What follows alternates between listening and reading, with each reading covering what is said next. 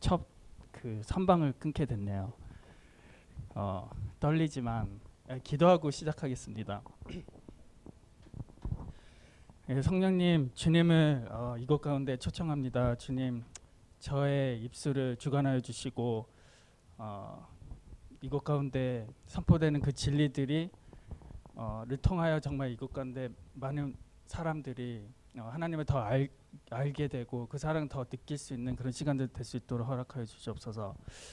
특별히 영적 전쟁을 배웁니다. 주님, 지금 기도하고 싶은 것은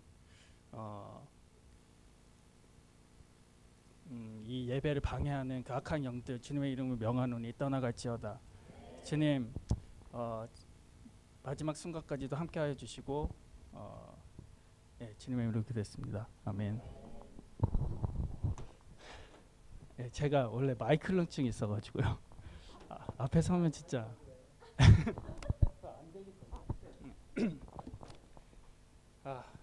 주님.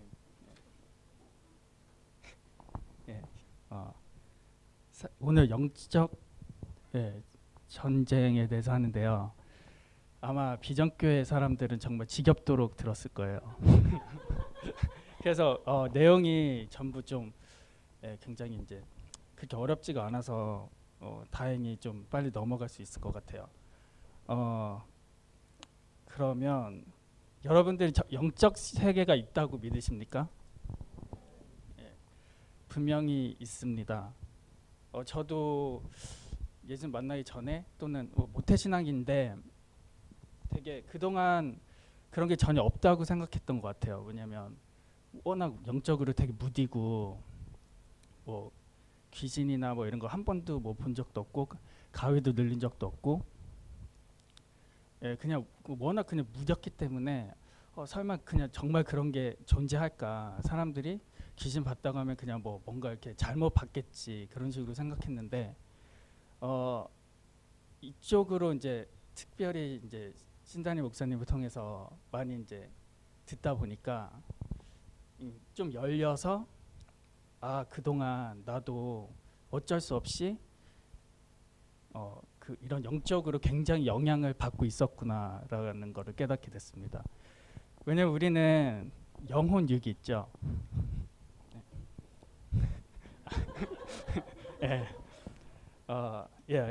그러면 그럼 성경에 등장하는 그 시험이라는 단어의 뜻은 무엇일까요? 시험은 세 가지 의미가 있죠. 테스트, 그냥 시험, 그리고 이제 suffering, 고난 시련, 그리고 유혹, 이렇게 세 가지로 나뉘어지는데요. 하나님께서는 우리가 죄를 짓도록 유혹은 노노노. 경미과 한번 따라해봤어요. 유혹은 바로 마귀가 주는 것이고 목적은 우리가 죄를 짓고 넘어져서 하나님과의 관계가 멀어지게 만드는 것이죠. 주기도문에 나오는 우리를 시험에 들게 하지 마옵시고 에서 시험은 바로 이 유혹을 뜻하는 겁니다. 다들 알고 계시죠? 강의가 그렇게 길지는 않은데 성경을 좀 이렇게 같이 찾아보면서 해야 돼요. 요한복음 10장 10절 경욱 형제가 읽겠습니다. 큰 소리로.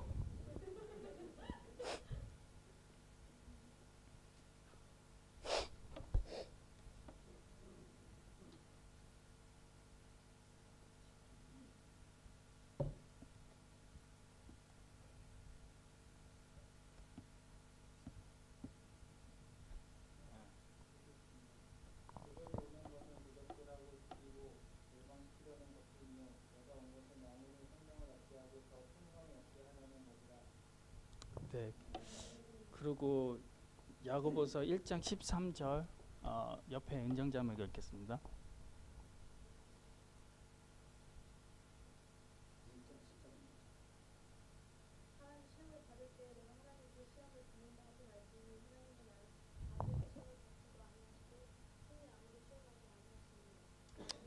여기서 이제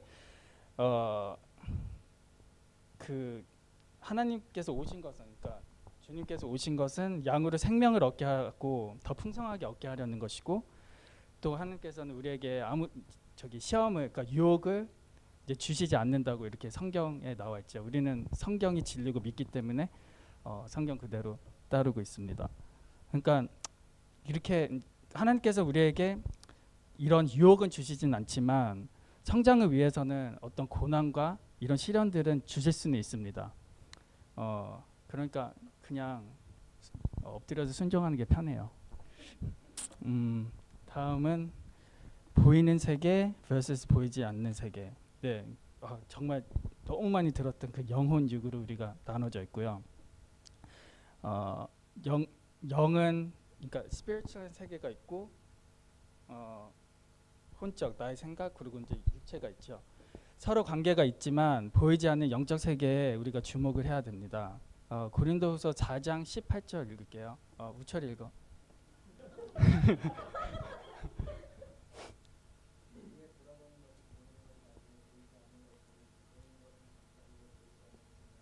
예, 보이는 것은 잠깐이죠. 그러니까 이 세계는 그냥 잠깐 우리가 언젠가는 죽을 것이고, 그 다음에 보이지 않는 그 영적 세계는 영원하다고 그렇게 나와 있습니다. 악한 세력은 하나님의 뜻을 방해하려고 어떻게든 영적으로 우리를 속여요. 이것이 바로 영적 세계거든요. 그리고 오늘 우리가 배우는 것이고요. 그렇다면 죄에 빠지도록 우리를 유혹하는 그 마귀의 존재는 무엇일까요? 천사들은 하나님의 창조물일까요? 아닐까요? 네, 창조물입니다. 우리를 돕고 섬기기 위해 만들어진 그런 영적인 존재예요. 히브리서 1장 14절에 그렇게 나오거든요. 동찬 형제.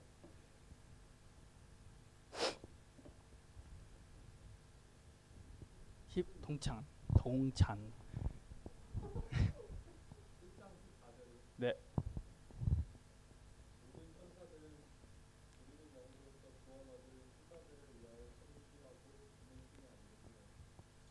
네, 그러니까 우리를 위하여 이제 우리를 섬기기 위해 그런 영적인 존재입니다. 성경에는 이렇게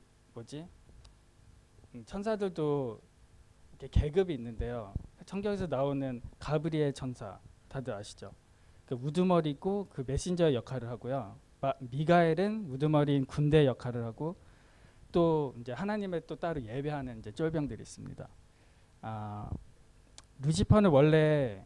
루시퍼 다들 아시죠? 예, 루시퍼는 원래 이제 르시엘이라는 이름으로 하나님께 그 예배를 담당했던 그런 천사인데, 그래서 이제 좀 예술적으로 굉장히 이제 능력 있고 뛰어난 그런 천사죠. 근데 너무 이제 교만하고 하나님과 같이 되고 싶어서 이제 타락하게 됐고, 그리하여 이제 하나님이 이제 벌을 이제 내쫓으신 거죠, 하늘나라에서. 그래서 이 땅에 내려오게 됐는데, 그와 함께 이제 3분의 1의 천사를 같이 데리고 온 거예요.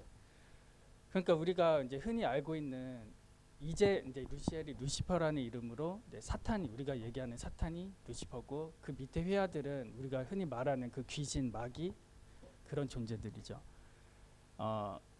사실 뭐 목요일날 어제 GP 때도 아마 이쪽으로 많이 나눠서 다시 얘기할게요. 그래서 이제 그 서양 문화나 그런 데서는 어떤 뭐 드라큘라나 이런 존재로 귀신이 마귀들이 이제 분장하고 그렇게 나타나는 것이고, 그리고 우리 문화에서는 뭐 천연 귀신이나 이런 걸로 나타나는 것이죠. 왜냐하면 그렇게 이제 우리 속이기 위해 그렇게 나타나는 것입니다. 네, 성경에서는 이제 마귀가 이제 용, 뱀 그런 식으로 이제 등장하고, 마귀는 이제 알다시피 정말 몇천 년 동안 존재를 했기 때문에 우리의 역사를 너무 잘 알고, 우리의 연약함을 너무나 잘 알고, 그 뭐 집안 그런 내력 등들을 너무 잘 알기 때문에 우리를 되게 쉽게 그렇게 유혹할 수 있는 거예요. 그래서 이것이, 그러니까 우리가 영적 전쟁이라는 것은 영적으로 우리가 마귀들한테 이런 공격을 받기 때문에 우리가 대적을 해야 된다는 것이에요. 네, 다음 슬라이드. 그렇다면 지금 마귀는 우리가 사는 이 세상 가운데 전략적, 조직적으로 역사하고 있습니다. 에베소서 2장 2절 종찬 형제 읽을게요.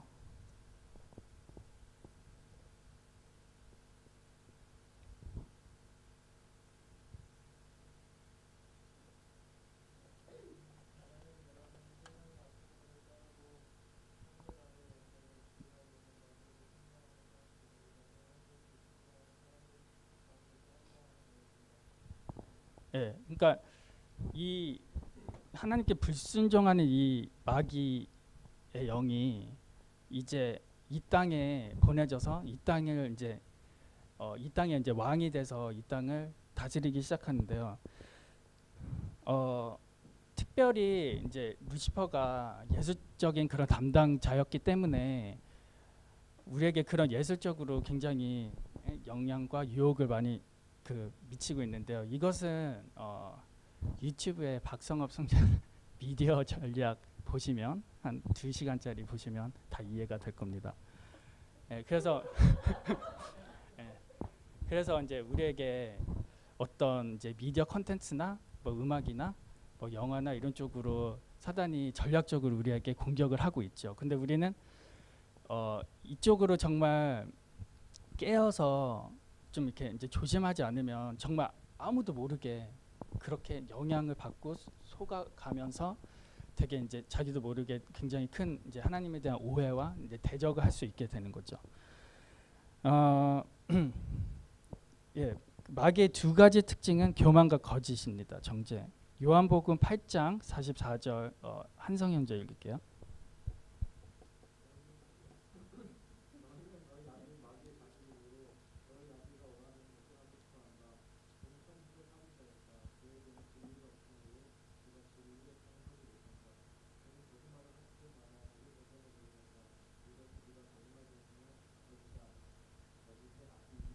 예, 사단은 뭐라고 하죠? 예, 거짓의 아비. 거짓의 아비면 거짓말의 우두머리라는 뜻이겠죠. 그러니까 거짓말을 정말 잘해요. 왜냐하면 사단은 우리에게 직접적인 어떤 피해를 또는 영향을 줄 수가 없어요. 그렇기 때문에 예수님의 보혈로 벌써 우리는 예수님께서 승리를 하셨기 때문에 우리한테 피해를 못 주는데, 하지만 우리의 연약함들 그런 것도 너무 잘 알기 때문에 우리를 이제 거짓으로 이제 속이는 거예요. 거짓으로 속이고 전 그럴싸하게 우리는 속아 넘어가고, 그러면서 우리가 어떤 악한 행동이나 악한 생각을 품고 그렇게 되는 거죠.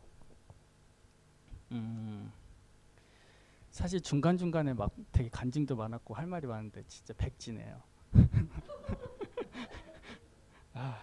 정말 스피킹의 은사가 없습니다. 죄송합니다. 네. 하여튼 어쨌든 이제 그래서 이제 이렇게 거짓으로 우리한테 영향을 주는데, 사실 맞다. 간증 하나 할게요. 원래 이거 시작할 때 이제 서론을 하려고 했는데, 이제 그 영적인 세계가 이제 있잖아요. 근데 제가 얼마 전에 이제 프로젝트 하나를 맡았는데 19살짜리 키위를 저한테 붙여주셨어요. 그래가지고 뭐 같이 일을 하라고. 근데 한 2주 동안 이제 8시간씩 계속 같이 있다 보니까 얼굴도 지겨워지고 이제 뭐 할 말도 없어지니까 어떻게 하면 이제 하나님을 전할까 되게 까불까불 거려요. 그래가지고 이제 나는 크리스찬이라고 대충 얘기하고, 뭐 너는 뭐 믿는 거 있냐 이렇게 대충 얘기한 다음에 크리스찬을 굉장히 비하하길래 그것은 정말 그들이 하나님을 잘 몰라서 그렇게 행동하고, 우리는 이제 그런 식으로 이제 나왔어요. 그러면서 제가 이제 질문을 던졌던 게, 너는 영적 세계가 있다고 믿느냐, 이렇게 되게 이렇게 딱 간단히 던졌어요. 근데 이게 굉장히 그 복음을 전하는데 깊이 하나님께서 열어주신 거예요. 왜냐하면 아무리 안 믿고 그래도 세상에서 귀신이라는 게 있고, 귀신에 대한 정말 많은 영화나 스토리들이 있고, 그렇기 때문에 뭔가 스페셜한 그런 월드가 있다는 것은 이 세상 누구도 아는 것 같아요. 그래서 그렇게 전한 다음에 그 뭐지 그 영적인 생각이 있고 우리보다 스피리한 그런 것들이 있는데 우리가 뭐지 뭐라고 했더라? 예, 그 있는데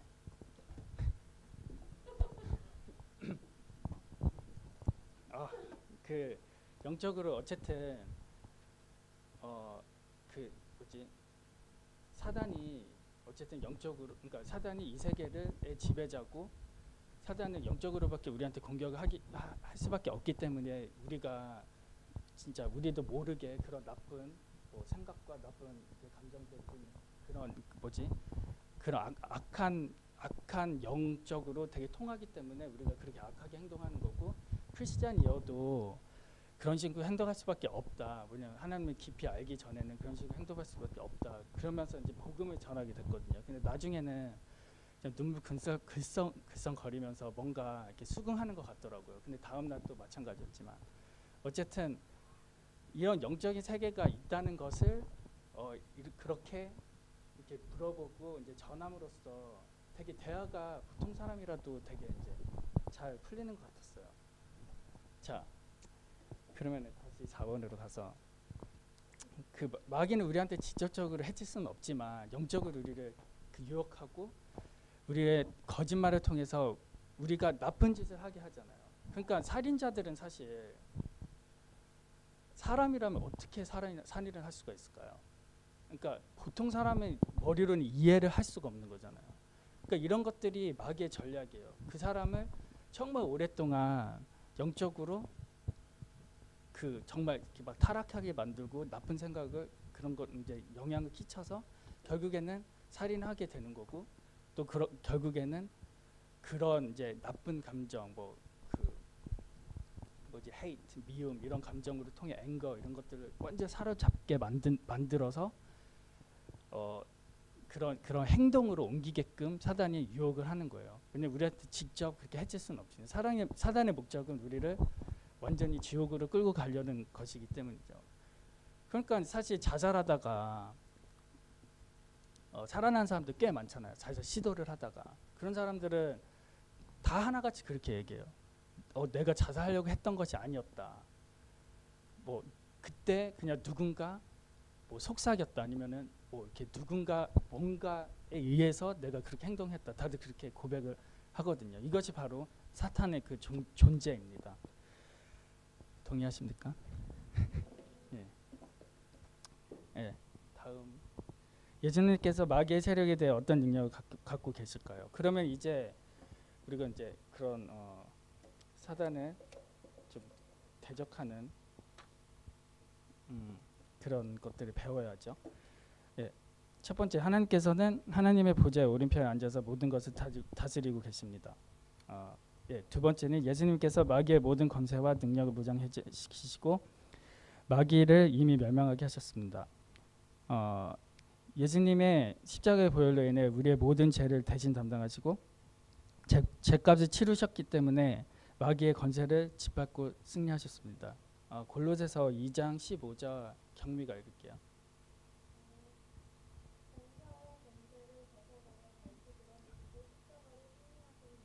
예, 그 십자가로 승리하셨죠. 그 다음에 요한일서 3장 8절 달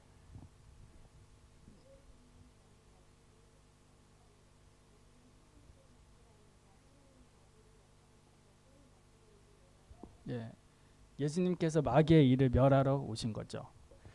요한일서 4장 4절 현진이 읽을게요.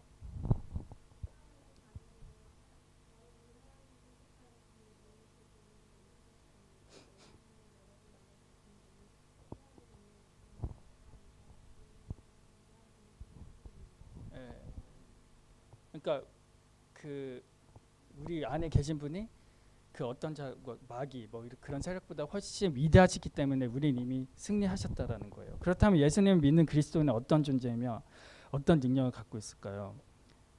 고린도전서 15장 57절 새롬? 아 아니구나. 옆에 안 보여. 아 유진.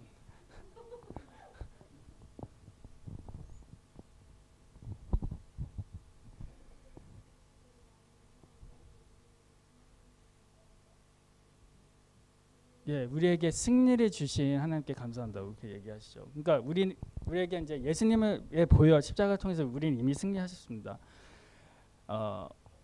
예, 그런 이제 찬양도 되게 많잖아요. 우리는 이미 승리했다고. 그리스도인은 하나님의 자녀이므로 예수님과 함께 이 땅을 다스릴 수 있는 그 권세가 주어진 거예요. 왜냐하면 우리는 이제 공중의 권세 잡은 자, 바로 사단의 그 휘하에 있는 게 아니라 옮겨져서 하나님의 자녀이기 때문에 하나님의 자녀, 아들, 딸로서 그 권세가 있는 거예요. 그 권세는 이미 예수님의 보혈로 인해 그 승리하셨기 때문에 사단은 그 권세 앞에서 바로 그냥 엎드려 무너지는 거예요. 예수님께서는 우리에게 마귀의 모든 능력을 다스릴 수 있는 권세를 이미 주셨습니다. 누가복음에 그렇게 나오고요. 결국 마귀의 역사의 마지막 때에는 어떻게 될까요? 이제 계시록 20장 10절 저기 그 복영자매 읽을게요.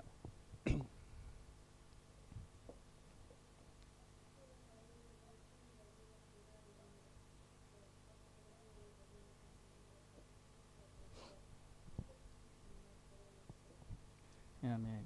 예. 그러면 그 미혹하는 마귀가 불과 유황 못에 던져지니 바로 어딜까요? 예, 지옥이죠. 지옥으로 던져지고요. 거기는 그 짐승과 거짓 선지자도 있어서 이제 밤새도록 괴로워한다 이거예요. 그러니까 짐승 돌들도 가겠죠. 웃어야 되는데. 예.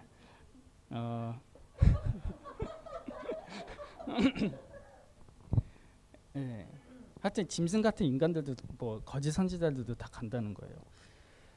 그럼 어떻게 우리는 마귀와 싸워야 할까요?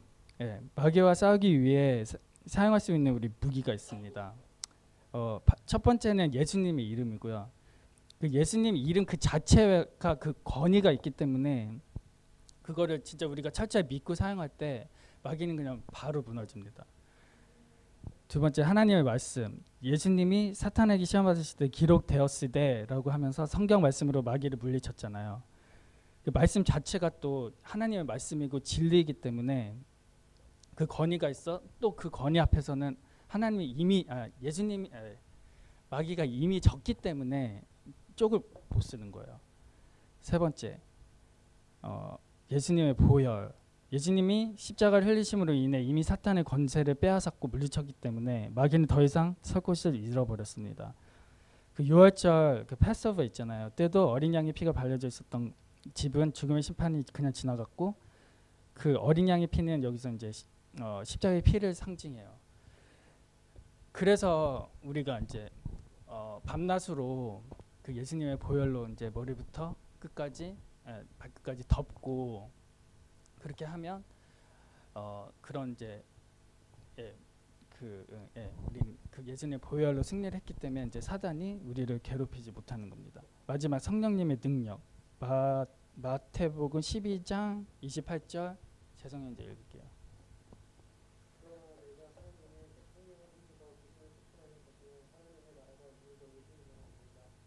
성령의 힘 입으면 하나님의 나라 이미 내 안에 임하였한 거고 그로 인하여 귀신을 쫓을 수 있는 그 권세가 주어진다고 그 성경에 그렇게 나와 있습니다. 그러니까 우리는 항상 그 마귀의 그런 거짓과 유혹을 뿌리치기 위해서는 정말 성령 충만해야 되고 그 아는 게 정말 중요한 것 같아요. 내가 지금 기분이 이렇고 예배 오기 싫은 지금 이 감정도 그냥 마귀가 영적으로 그냥 공격하는 거구나.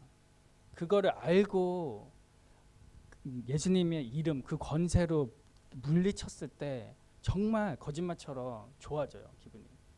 그러니까 사탄이 그냥 장난으로 우리를 그냥 갖고 노는 거거든요. 다음 실제로 위의 무기들을 갖고 어떻게 마귀가 싸워야 될까요? 첫 번째 하나님께서 우리가 마귀를 향하여 직접 대적해서 쫓아내시라고 한다. 그러니까 이제 그 예수님의 이름으로 명하노니 마귀는 떠나갈지어다, 이런 식으로 직접 그 우리가 그 마귀의 이름을 안다면 뭐 지금 뭐 미움의 영 아니면 뭐 나를 뭐 그런 이름을 안다, 이름까지 불러서 그렇게 명하고 명령하는 게 할 수 있는 그런 방법이 있고요. 두 번째는 하나님께서 매는 일과 푸는 일을 하라고 명령하신다. 마태복음 18장 18절 쌤이가 읽을게요.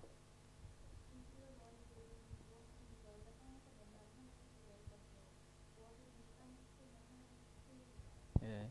그래서 매는 일을 중보기도와 예배, 푸는 일을 전도라고 하는데요.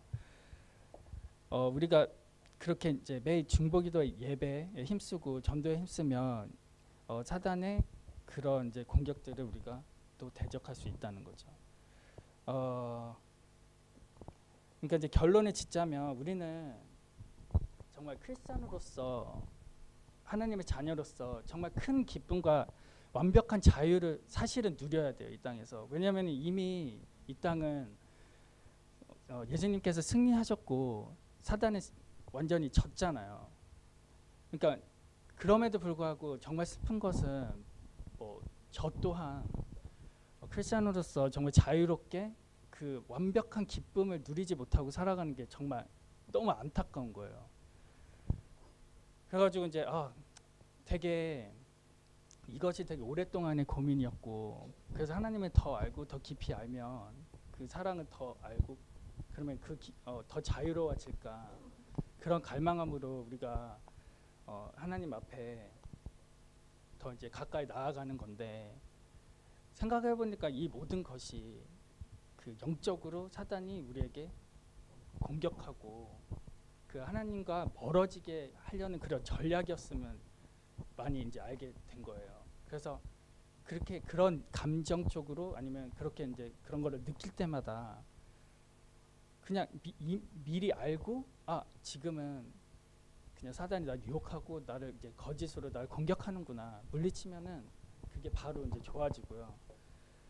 그러니까 마귀는 결국에는 우리를 해치지 못합니다. 그래서 우리가 그냥 그걸 알고 항상 깨어서 대적하고 주님의 그 권세로, 또 주님의 자녀의 그 권세로 우리가 왜냐하면 이 영적 전쟁은 예수님 오시기 전까지는 끝나질 않아요. 그러니까 이거는 예수님 오시기 전까지 우리가 계속 깨어서 싸워야 될 문제인 거예요. 그래서 여러분 그 하나님의 자녀로서 그 예수님의 권세, 또 이름 붙잡고 진리 붙잡고 잘 싸워서 승리하시기 바랍니다.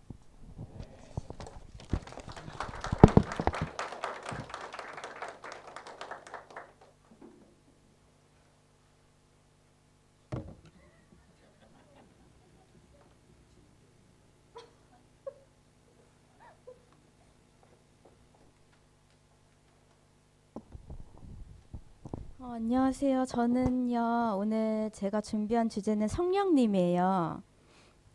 짧게 기도하고 시작할게요. 하나님 아버지, 이렇게 부족한 저를 이렇게 세워주시고 또 성령님에 대해서 나누게 하심 감사드립니다. 주님, 저희 강의 처음부터 끝까지 성령님 인도해 주세요. 예수님 이름으로 기도드렸습니다. 아멘. 네, 그러면 성령님은 어떤 분이신지 한번 볼게요. 성령님은 성자 하나님, 성부 하나님과 같이 성령 하나님이세요. 삼일체 하나님 중 한 분 하나님이시고요. 그리고 하나님을 히브리어로 엘이라 그래요. 그쵸? 한성 형제. 네. 네, 그리고 근데 엘은 단수형이죠. 그리고 복수형은 엘로힘이라고 한대요. 그런데 창세기 1장 2절에 하나님을 뜻하는 엘로힘이 나오는데요. 엘로힘과 같이 사용되고 있는 동사는 단수형이래요. 그리고 성령님께서도 성부 하나님, 성자 예수님과 같이 전지전능하시고 또 시간과 공간을 초월하십니다. 예, 그리고 삼위일체 하나님. 어떤 목사님께 어떤 이단 이렇게 아줌마가 전도하러 와가지고 너네가 믿는 하나님은 삼위일체라면서 그러면은 자기 아들 가리키면서 얘랑 얘 아빠가 하나냐고 이러더래요. 근데 그거는 되게 무식한 소리죠. 그런 뜻이 아니라 삼위일체는 예, 세 분 하나님이 세 분이시지만 한 분인 것처럼 완벽한 하모니를 이루어 함께 일하신다는 뜻이에요. 예를 들면은 수증기랑 물이랑 얼음이 있는데 본질은 같으나 성격이 틀리잖아요. 그런 거고요. 삼위일체를 최초로 설명했던 터톨리아는 하나님을 해, 예수님을 빛, 성령님을 열로 설명을 했어요. 그리고 하나님이 삼위일체이시기 때문에 이 땅 가운데 세 개의 하모니를 많이 숨겨놓으셨어요. 아니 잠깐 죄송합니다. 갑자기 뭐 웃긴 게 생각나서요. 아 근데 그거는 말을 할 수가 없어요. 네. 세 개의 하모니. 아 이거 말해도 되나? 아, 안 될 것 같아요. 안 돼. 목사님에 관한 거예요.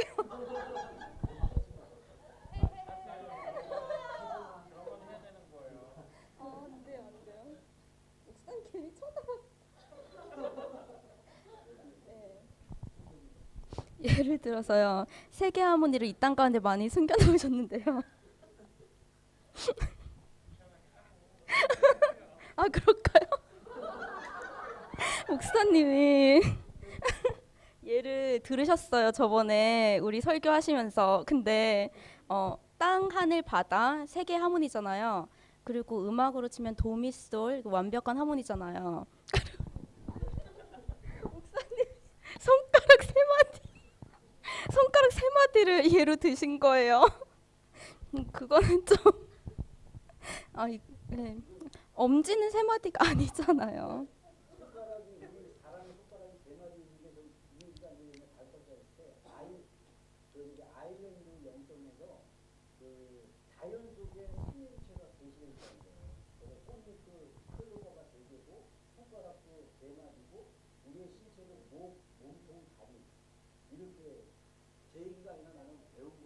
아, 네, 감사합니다.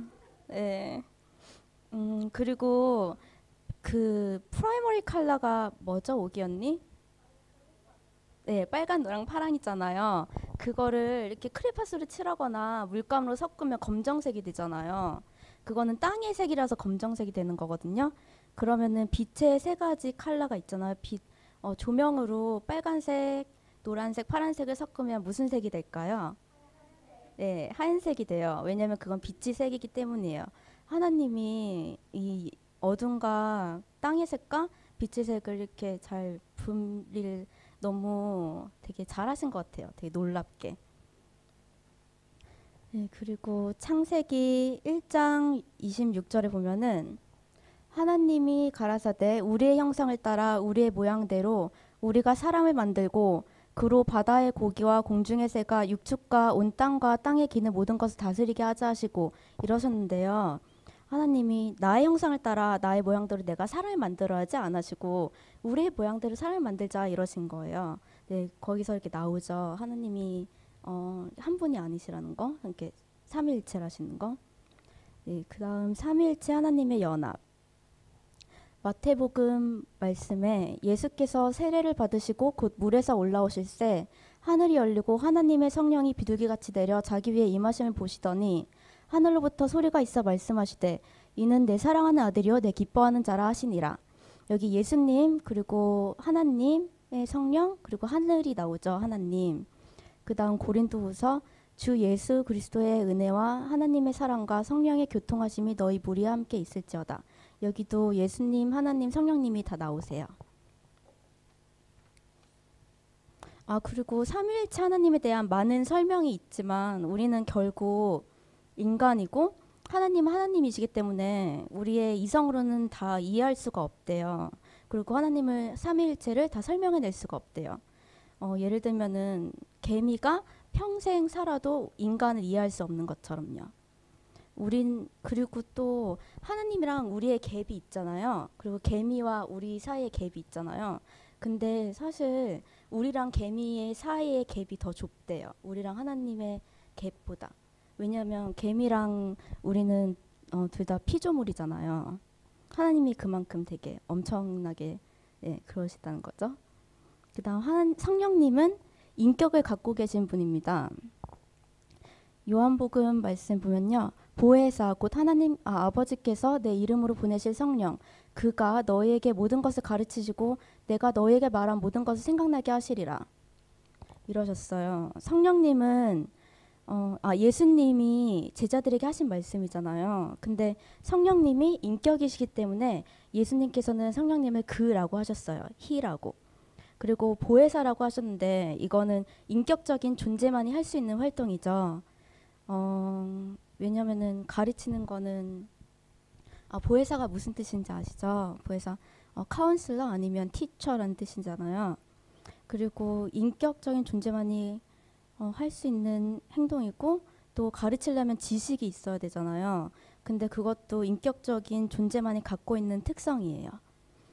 에베소서 말씀 보면은 하나님의 성령을 근심하게 하지 말라. 그 안에서 너희가 구속의 날까지 인치심을 받았느니라. 여기서 보면은 성령님도 우리랑 같이 감정이 있으신다는 걸 알 수가 있어요. 성령님을 근심하지 말라 그러시죠. 근심하는 거는 감정이잖아요.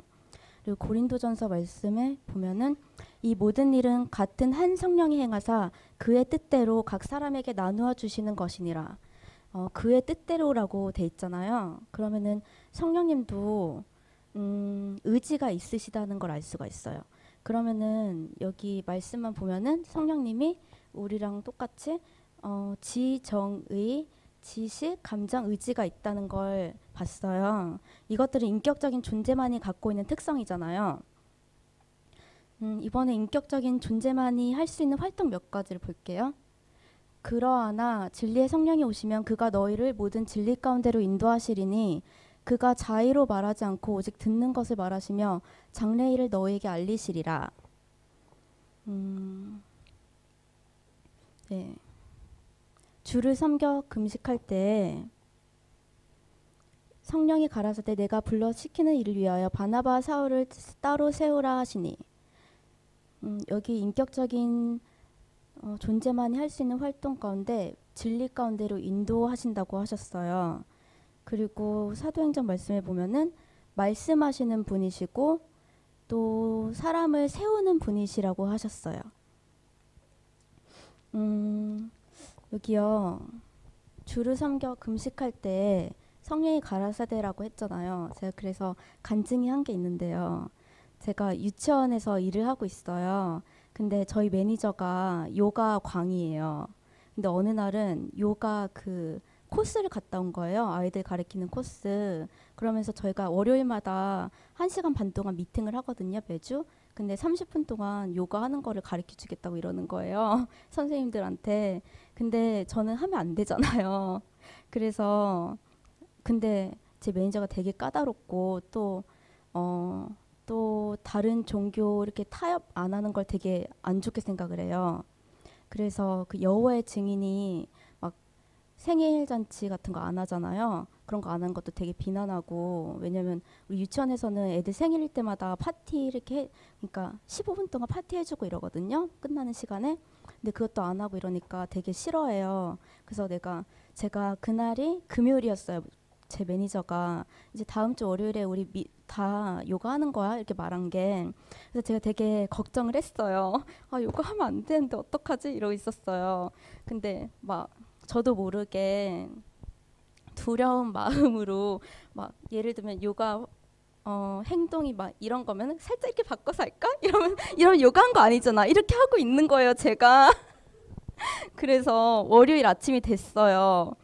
근데 그 전날부터 자꾸 제 영이 눌리는 거예요. 일을 가기 싫고 진짜 가기 싫은 거예요. 너무 가기 싫다 이러고 있었어요. 그리고 월요일이 됐어요. 아침에 너무 일어나기 싫은 거예요. 그래서 전화해서 아프다 그럴까? 가지 말까? 이랬어요. 근데 그건 또 아니잖아요. 그래서 그냥 금식 기도를 하기로 결정을 했어요. 그래서 금식 기도를 하는데 성령님이 되게 지혜를 주시더라고요. 어떻게 말을 해야 되는지. 그래서 학교에 가서 유치원에 가서 매니저가 오기 전까지 계속 방언으로 기도를 했어요.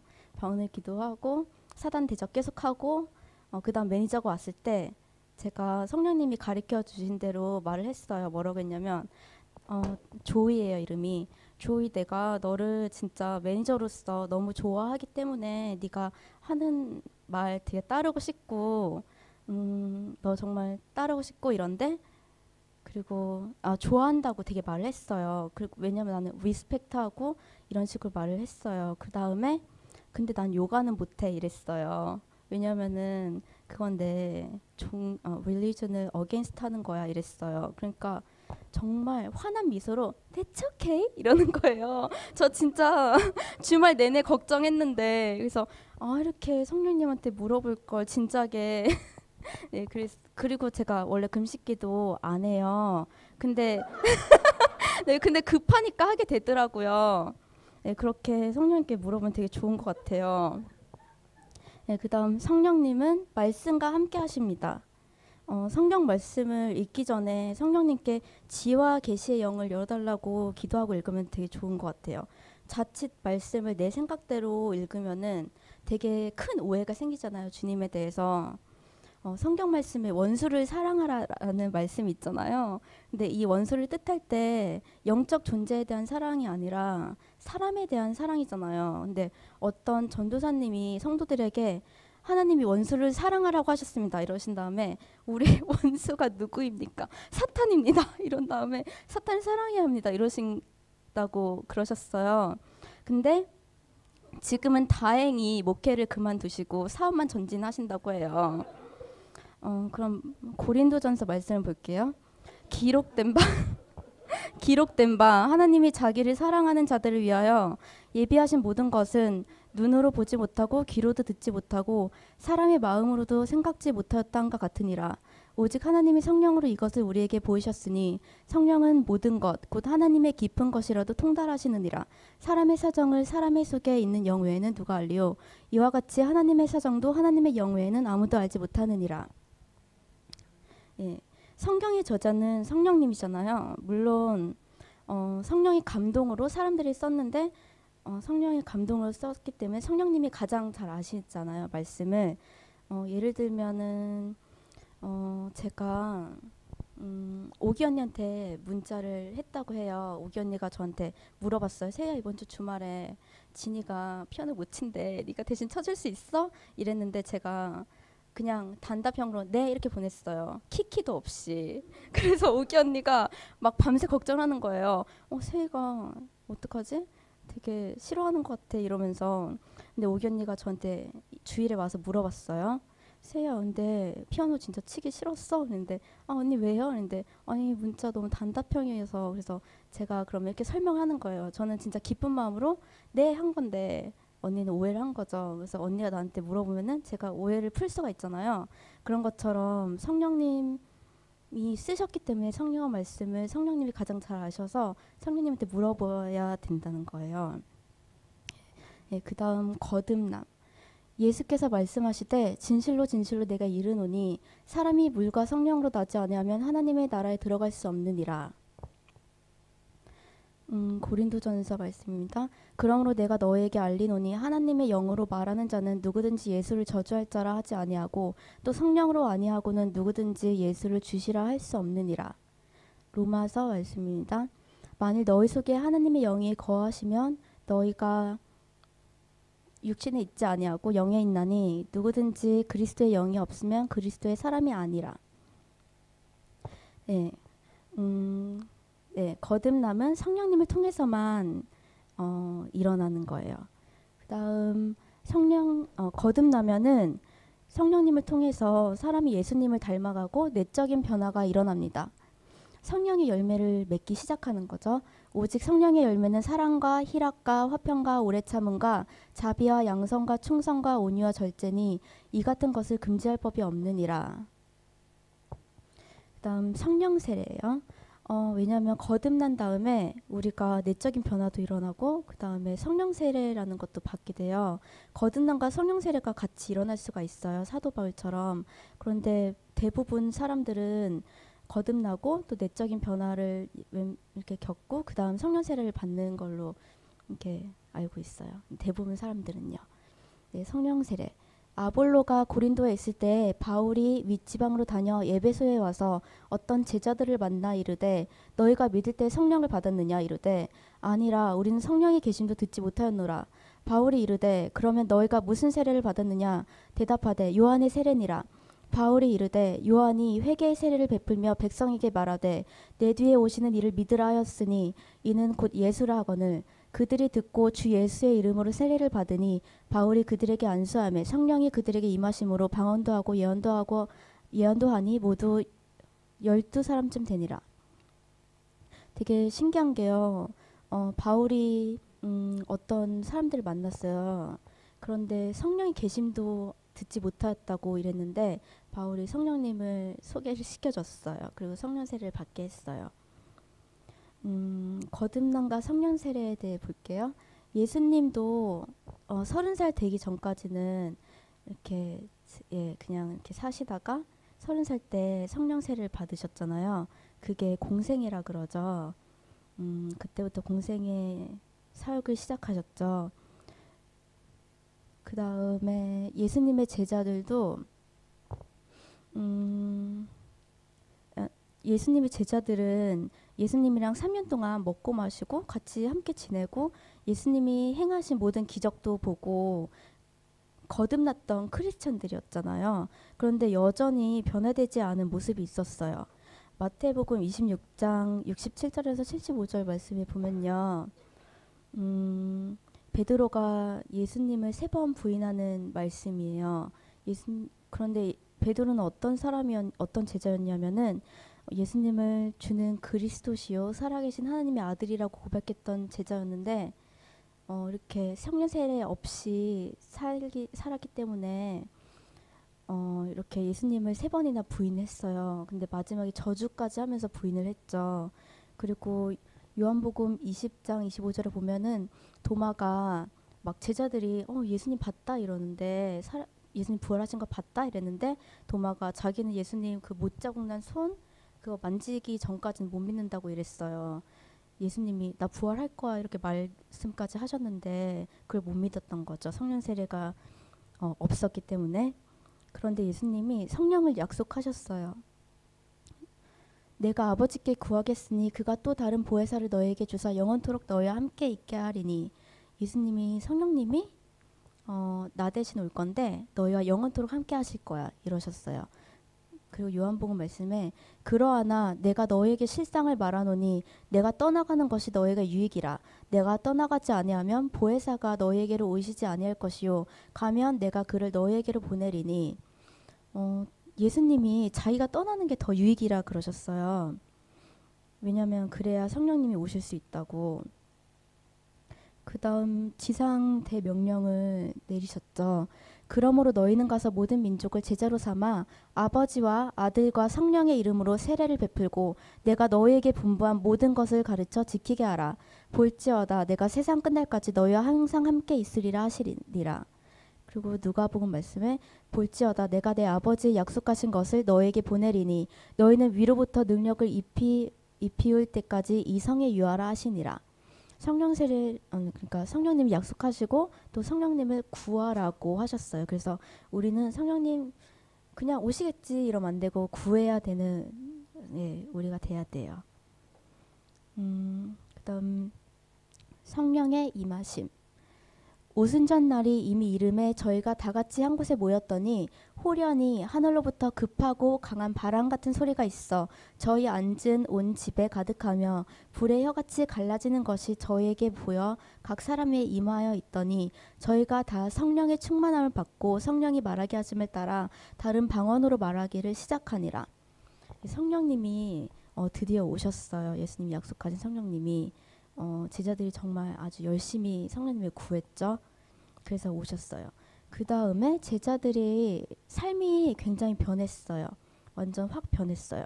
베드로가 예수님을 저주하면서까지 부인을 했는데 그런 베드로가 굉장히 담대하게 오순절 설교를 하고요.